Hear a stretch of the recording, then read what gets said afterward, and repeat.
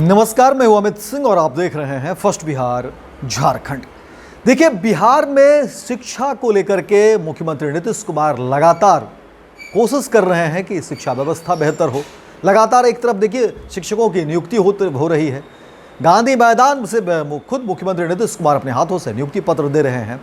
विद्यालय के निर्माण कराए जा रहे हैं, इंफ्रास्ट्रक्चर पर काम हो रहा है। और देखिए, शिक्षा विभाग के अपर मुख्य सचिव एस सिद्धार्थ खुद वीडियो कॉल के जरिए जो है मॉनिटरिंग करते हैं, जानने की कोशिश करते हैं कि आखिर विद्यालय में शिक्षक कितने हैं, वो समय से आते हैं या नहीं आते हैं, विद्यालय में छात्र और छात्राओं की संख्या कितनी है, वो समय से आ रहे हैं कि नहीं आ रहे हैं। मध्याह्न भोजन को लेकर के जो बातें हैं उस पर भी जांच होती है कि क्या वाकई मध्याह्न भोजन में जो शिकायतें मिल रही हैं उसकी गुणवत्ता कितनी सही है या कितनी खराब है, वो जांच परख होने की बात हो रही है। और कोशिश कुल मिलाकर के यही हो रही है कि बिहार में शिक्षा व्यवस्था बेहतर हो, उसकी गुणवत्ता जो है वो बढ़े, और उस पर लगातार जो है काम किए जा रहे हैं। एक तरफ देखिए वेतन बढ़ोतरी की बात हो रही है, और मुख्यमंत्री नीतीश कुमार ने खुद ट्वीट करके देखिए ये जानकारी दी और शिक्षकों को कहा कि आप ट्रांसफर पोस्टिंग को लेकर के भी जब परेशानी थी तो कहा कि देखिए हमने तो कर दिया है और कोशिश होगी कि नज़दीकी जो है आपके जो विद्यालय हैं वहाँ आपकी पोस्टिंग हो, और आपको कहीं से कोई परेशान होने की ज़रूरत नहीं। बस आप ध्यान दीजिए, आपका जो कर्तव्य, आपका जो काम है उस काम पर आप ध्यान दीजिए। आप बच्चों को पढ़ाइए, आप छात्रों को पढ़ाइए ठीक तरीके से, आपकी परेशानी सरकार देखेगी। और खुद मुख्यमंत्री नीतीश कुमार के आप देखिए कि ट्विटर हैंडल पर उन्होंने साझा किया और तमाम तरह की जानकारी दी। यानी कुल मिलाकर के बिहार में शिक्षा व्यवस्था को लेकर के ऐसा दिख रहा है, ऐसा प्रतीत होता है कि सरकार पूरी तरह से सजग है। सरकार की कोशिश है कि शिक्षा व्यवस्था बेहतर हो। लेकिन अभी जो हम खबर आपको बताने जा रहे हैं वो हैरान भी करती है। आपको भी लगेगा कि आखिर बिहार में हो क्या रहा है।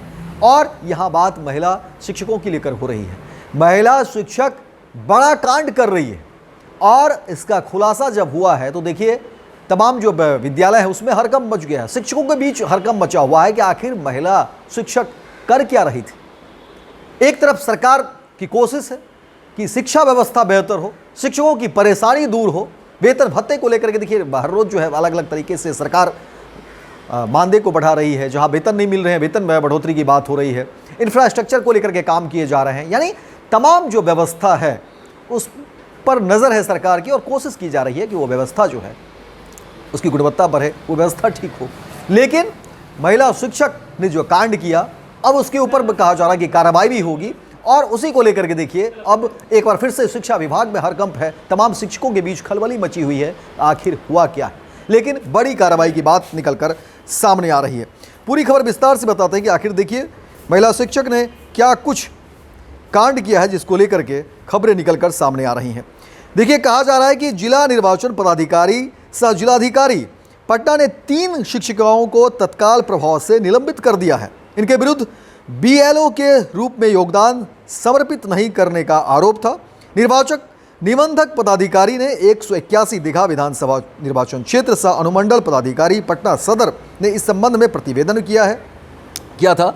जिलाधिकारी द्वारा निर्वाचक निबंधन पदाधिकारी को इन 3 शिक्षकों के विरुद्ध लोक प्रतिनिधित्व अधिनियम 1950 की सुसंगत धाराओं में प्राथमिकी भी दर्ज करने का निर्देश दिया है।